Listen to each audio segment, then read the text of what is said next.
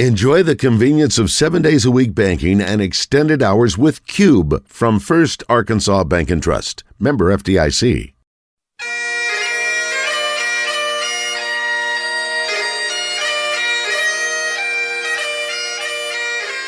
It's time for From the Short Grass with Trey Schaap, a golf podcast for those who love golf, struggle with golf, and just like to enjoy the outdoors and fellowship with friends, all while chasing a ball around trying to put it in a 4 1/4 inch diameter hole. From the Short Grass is brought to you by Blackman Auctions. For over 80 years, better auctions have always been Blackman Auctions. By MinnowsPlus.com. From baits to waders, if it helps you catch a fish, they have it. And now, from the Short Grass, here is your host, Trey Schaap. Welcome to another edition of From the Short Grass. I am your host, Trey Schaap. Congratulations to Team USA for winning the Curtis Cup over Great Britain and Ireland at Conway Golf Club in Conway, Wales. The U.S. team came back after a 3-point deficit after the opening day matches. Arkansas Razorback golfer Brooke Matthews went 1-1-1, winning her singles match 3-2 over Charlotte Heath. Team USA won the cup 12.5 points to 7.5 points to keep it. What a playoff on the PGA Tour at the BMW Championship between Patrick Cantlay and Bryson DeChambeau. It took 6 holes before Cantlay was able to birdie the 18th and DeChambeau only able to make par. What an exciting finish it was. Coming up on this edition of From the Short Grass, Arkansas Razorback women's golf coach Shauna Taylor will be on the tee. This is Thomas Blackman of Blackman Auctions. Trey asked me to sponsor a show for another few months. Even though I don't like golf, I do like a show. I have no idea how he gets the awesome variety of guests on his show, but it is entertaining and informative even for a horrible golfer like myself. I'm learning a lot about the game and about the passion for playing. So much so, I've started using my country club for more than Sunday brunch. Trey makes golf interesting. I make auctions interesting. For auctions, listen to me. For golf, listen to Trey. Since 1938, better auctions are Blackman Auctions. Minnows Plus is your local source for live bait and live well supplies. They carry the entire line of SureLife products, everything from Better Bait and Finer Shiner to no ammonia products to keep your bait and your catch thriving till you get back to the dock. They are the best source for all your private land ponds. Minnows Plus has fish food and pond fertilizer to keep your pond healthy and thriving all year long. If you own or run a bait and tackle shop and need to resupply, contact Minnows Plus and ask about their wholesale prices. Open to the public and walk-ins are welcome. Find them on the web at minnowsplus.com. Welcome back to From the Short Grass. Blackman Auctions has been in the auction business since 1938. You can find them on the web at blackmanauctions.com. Better auctions have always been Blackman Auctions. Now on the tee, the head women's golf coach at the University of Arkansas, Shauna Taylor. Shauna, thanks for joining us on From the Short Grass. Glad to be here in Fayetteville at the Blessings Golf Club, and we were talking on the way over. This place is amazing. Yes. Amen. You know, it's been a game changer for our program to have such an incredible place to call home. You know, I say it's a one-stop shop. We can work out, we can rest, we can recover, we can train, we can do everything we need to do 4 miles from campus. It is a blessing to be able to be here at the Blessings. You can do outdoor, you can do indoor, because the indoor facility is pretty awesome in and of itself. We have everything we need to train at the highest level, to provide our players everything that they need to prepare their games to, compete and win every week. Let's go back to when you were a junior golfer growing up in South Carolina. You ended up going to the University of Georgia, graduating from there. Take me back. When did you first pick up a golf club? I was like 11 or 12 years old. My mom was an operating room nurse, and my dad was a kind of a weekend golfer, and she would be on call on the weekends, and I would have to go ride in the cart with my dad. And, gradually he'd let me hit a putt, and then it was like, okay, you can play 1 hole, and then 9 holes, and then it became I played with the guys, and then my dad quit after I started beating him and his buddies, so the rest is history. Did you take money off of his buddies? Of course. I grew up on a public golf course, and then my dad ended up working in the cart barn so I could get privileges at our country club in Orangeburg, South Carolina, and it was, just awesome. It was great golfers, great male golfers. I played on the boys' high school team, so I was always competing against the guys. Not a lot of girls were playing, when I was growing up in my little little town. So, I was trying to take the money from the guys every chance I could get. And back when you were growing up, if you could play well, you're probably going to be able to get your college paid for as a female, correct? Pretty close. Yeah. It's, back then, I think that the story is they used to say there's so many unused women's golf scholarships. I don't know if that's true, but you could definitely get a full scholarship shooting 85 or better. And you got one to Georgia. I did. Tell me about Georgia and what it was like. I went through the recruiting process. I was a very good junior player. I think I was like a 5-time junior All-American. So I had a lot of options. Took a lot of visits, and I landed on Georgia. I love the coach there, Beans Kelly. She just was a great human. Was more than just about developing the golfer. It was about developing the person. And I loved Athens. It was 3.5 hours from my hometown, so it was close enough to home so my folks could come over and watch me play. And, it was probably some of the greatest years of my life. Just, playing in the SEC. We won 3 SEC championships. I won 2 as a player individually. I think we won 19 times when I was in school. Just an unbelievable college experience. And then you left there, you turned pro. I played for a while, struggled, and I don't know if it was maybe my arthritis kicking in or what it was, but I really struggled. I struggled to get money to play on, maybe the stress of that. So I got diagnosed with rheumatoid arthritis, and I was talking. My assistant coach at Georgia was Kelly Hester, who was the head coach here at Arkansas. I was struggling with my golf. I didn't know I had rheumatoid then, but she's like, why don't you just come out and we don't have an assistant coach. We'll create a position. Come out and help me. You can still play if you want to. So I packed my car up and drove west to Fayetteville, Arkansas all by myself. And now you're here. And before you got here, the Blessings was not even here. No, we were on kind of a rotation. We go to Stonebridge Meadows. We go to Paradise Valley, Fayetteville Country Club. We just kind of make our rounds, Springdale, make our rounds around the community and the different golf courses every day. And then, fortunately, several years in, we were based out of here. Take me back to when they came to you and said, we want you to be our new head coach. I'll never forget it. Kelly and I were doing junior camp in the summer. We had been working all day. I was in the bunker. I had sand everywhere. And we got the news that the Georgia coach had been let go. And I knew immediately in my head, I was like, okay, Kelly's going home because she loves it. She's from Georgia. And I was like, oh, gosh, what's that mean for me? I'm an assistant coach. Rarely do you get to be a head coach at a Power 5 school from an assistant's position. So I said, worst case scenario, I'll go with Kelly to Georgia.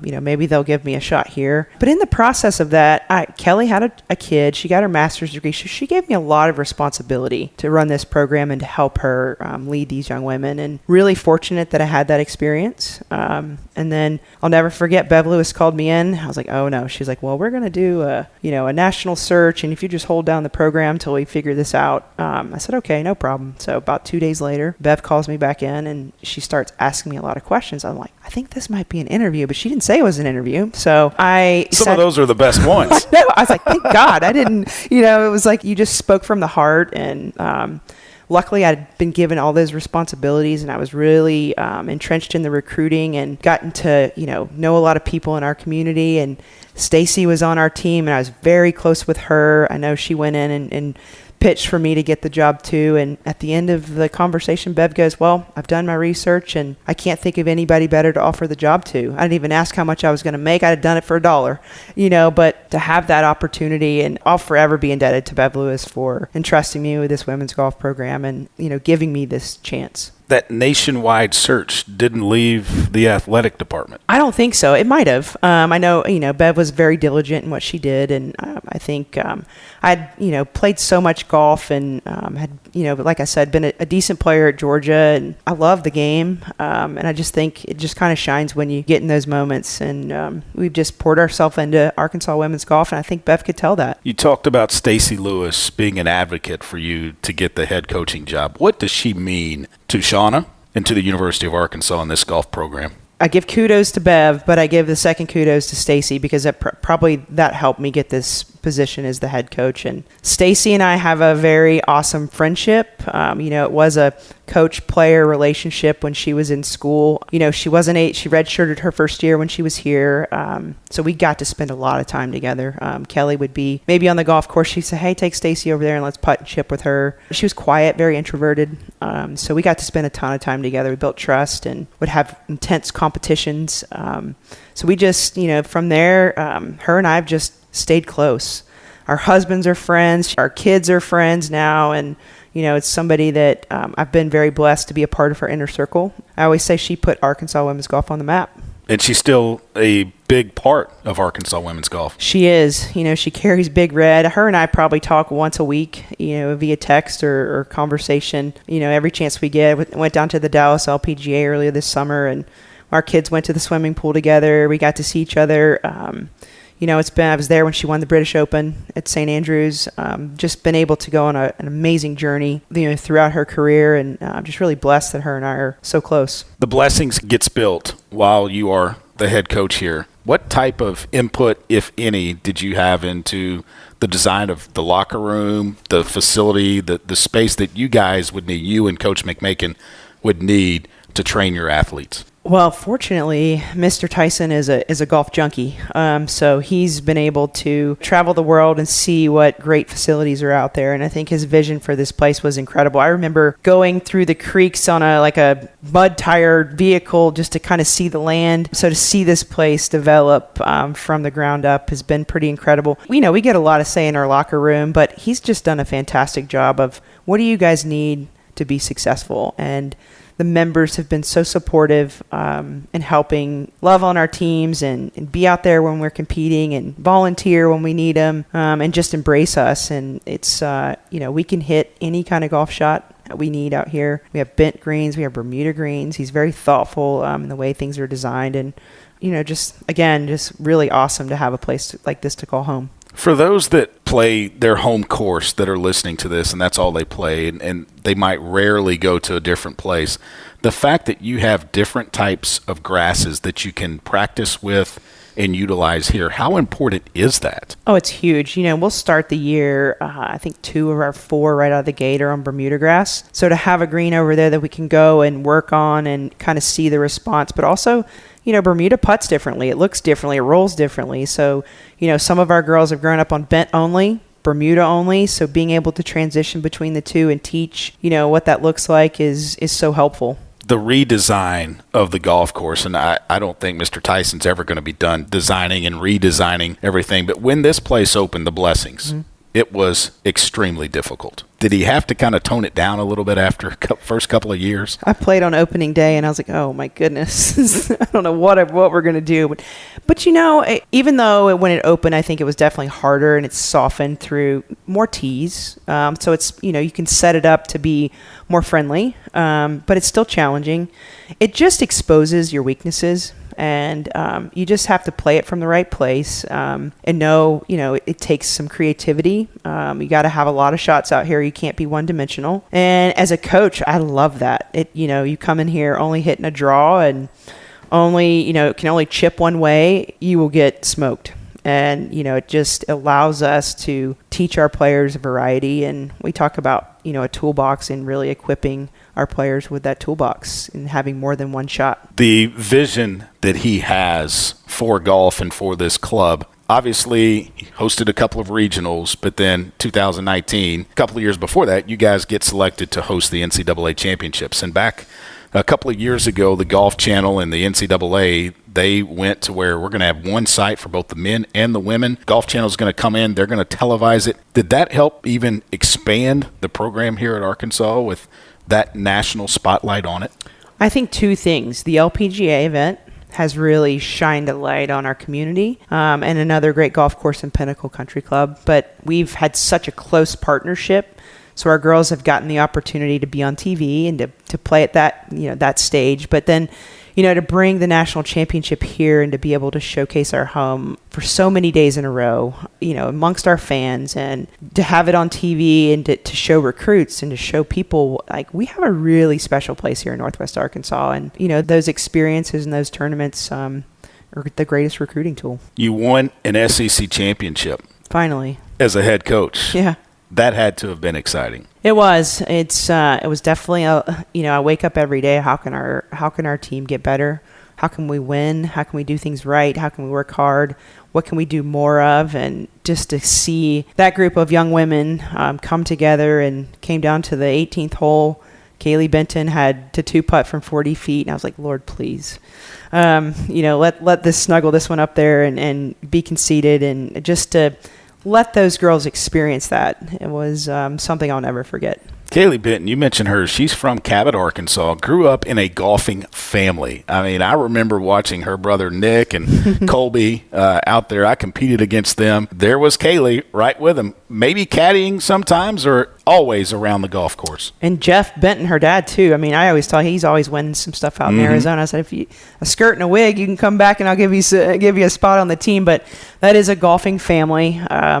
Just it's anytime you can get a young woman from Arkansas to be a part of our program is special. But Kaylee she's amazing and, helped, again, do something in our program's history that hadn't been done. And then something that had been done but was repeated is Maria Fossey being able to win the NCAA championship and won it right here at the Blessings. Cool story about that. When we got the announcement, I don't know, 2 years before or whatever, she walked into my office one day and she said, I want to go ahead and start visualizing what it's going to look like to walk up 18, winning the national championship. And I said, okay. So we worked on that. Visualization is a big part of what we do in our sport. And she has a great discipline for that. And it was amazing to just kind of watch that unfold. It was like we had talked about it for 2 years, and she's like, can I hold your hand walking up 18? And I was like, of course. Like, if that's what you saw, I'll do it with you. So, to watch her walk up 18 and knowing that she'd envisioned that and been dreaming about it and been thinking about it and been working towards it, and to watch it happen in front of our fans and at home, it was such a special moment. In that vision, did she have the lead that she had, or was it, okay, I'm going to have to make a putt to win it?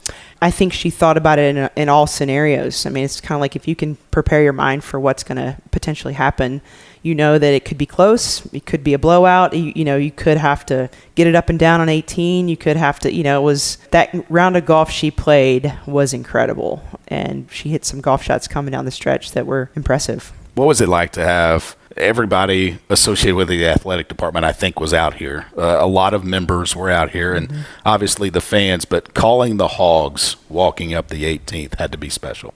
Probably one of my top moments that since I've been here. In our sport, you can go to Bud Walton or you can go to Reynolds and you can have the fans call the Hogs, but when it's your sport, your moment, when the light's shining on your athletes, it was super special. How did you get Maria to Fayetteville? Well, we should send a thank you note to Gabby Lopez. It's very much about connections, and when someone has a good experience, they share it with their friends. And fortunately, Gabby loves this place. Maria's from Mexico. They were taking from the same teacher. And it was, I shouldn't say it was easy, but it was Gabby planted the seed, and then we just watered it, commits to come play for us. Boom. Easy. Yeah. I wish it were all that easy. You talked earlier about homegrown talent, and you've got one on the team right now that is just really playing some excellent golf, and that's Brooke Matthews. Mm-hmm. It's been fun to watch Brooke grow. I've known Brooke since she was little because I've been here for a million years. Go through the recruiting process. She calls me, want to be a Razorback. I'm like, thank you, God. Like, this kid's going to be special. And the first year kind of struggles, never played.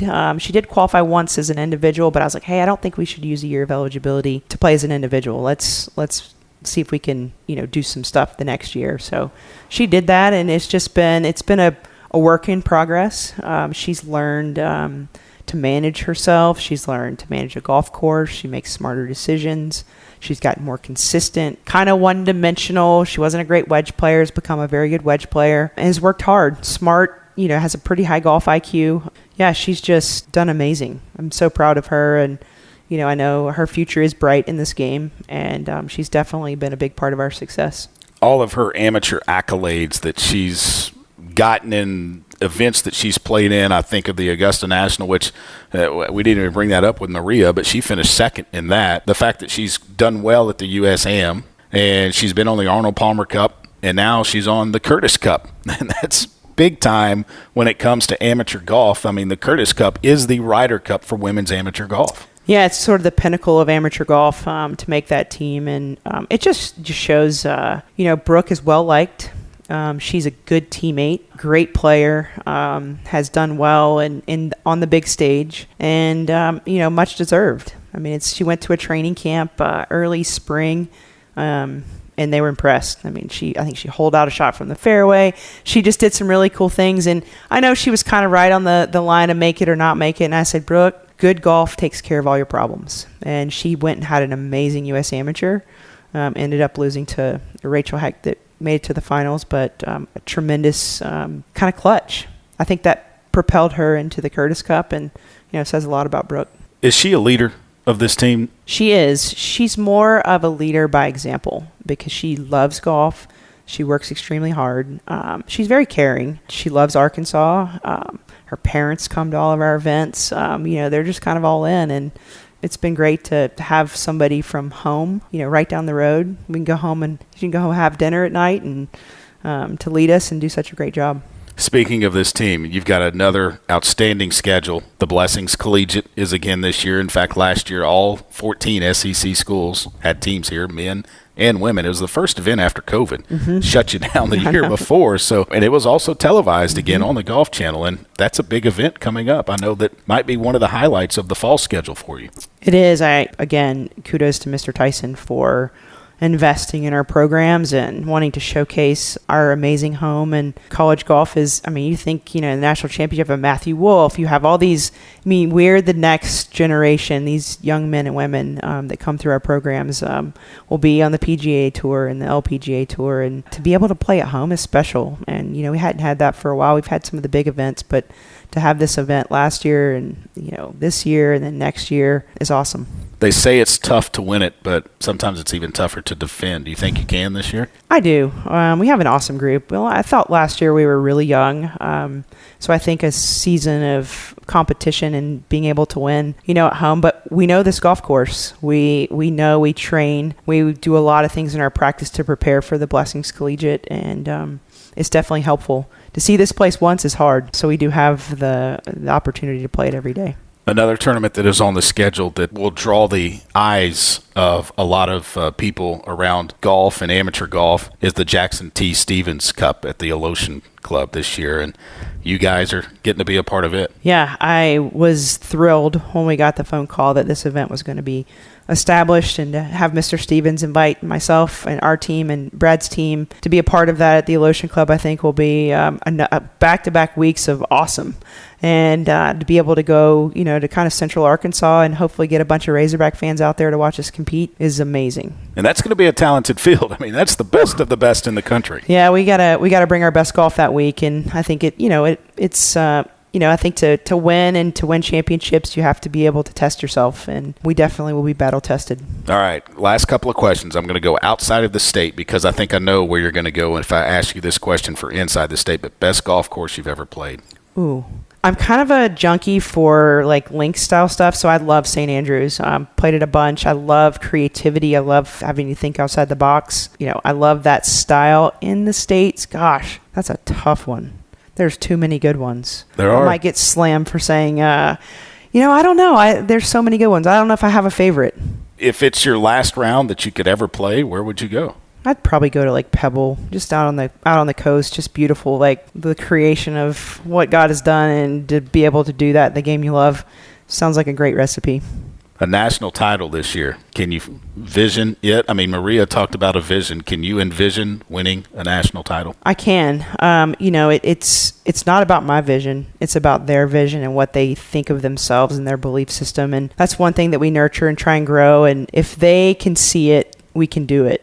And it's just going to be able to, get them in a position. A lot of things have to happen right to win a national championship, and we definitely have the pieces of the puzzle to do that.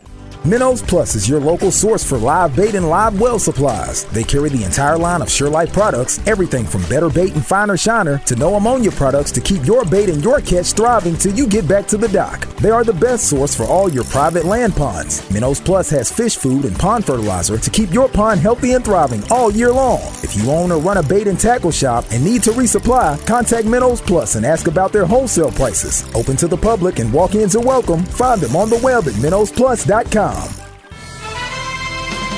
This is Thomas Blackman of Blackman Auctions. Trey asked me to sponsor a show for another few months. Even though I don't like golf, I do like a show. I have no idea how he gets the awesome variety of guests on his show, but it is entertaining and informative even for a horrible golfer like myself. I'm learning a lot about the game and about the passion for playing. So much so, I've started using my country club for more than Sunday brunch. Trey makes golf interesting, I make auctions interesting. For auctions, listen to me. For golf, listen to Trey. Since 1938, better auctions are Blackman Auctions.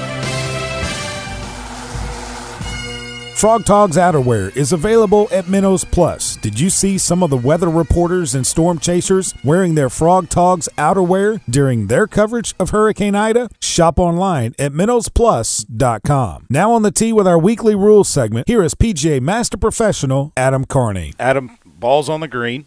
I've marked it. I've cleaned it. I've replaced it. I pulled my mark up. But in between the time, I've fixed ball marks on the green. I've tapped down some spike marks in front of my golf ball. And that is all allowed now under the rules of golf. It is. Yeah, several changes. Tapping down spike marks, obviously the big ones. I want to know if I can go back to metal spikes. I'd have better balance and stability on golf shots. Yeah, I mean, not that I swing hard enough anymore, but, we still have tour players that wear metal spikes. And even some of the younger players, when they go over to the UK and play, and they're playing those, dry, open-style golf courses, they're wearing metal spikes, for those events.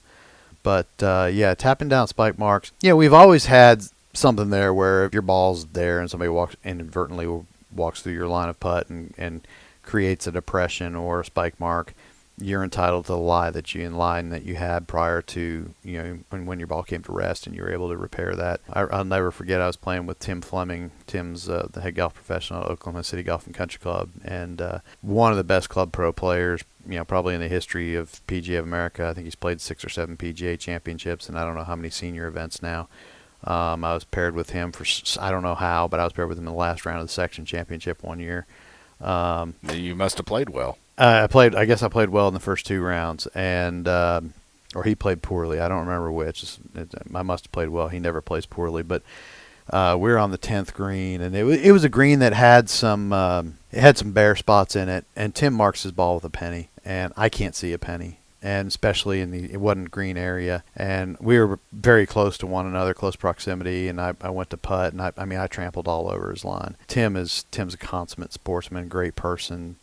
Great player, even better person, and I'm all over his line, and all of a sudden I see it, and I said, "Oh my gosh, Tim, I'm so sorry." I said, just want you to know, thankfully I'm a rules guy, I know the rule here. You can repair anything, get it back to the way it was before I stepped there. And he's down squatting looking at his putt, never looked his eyes up, and he goes, "Don't think I can."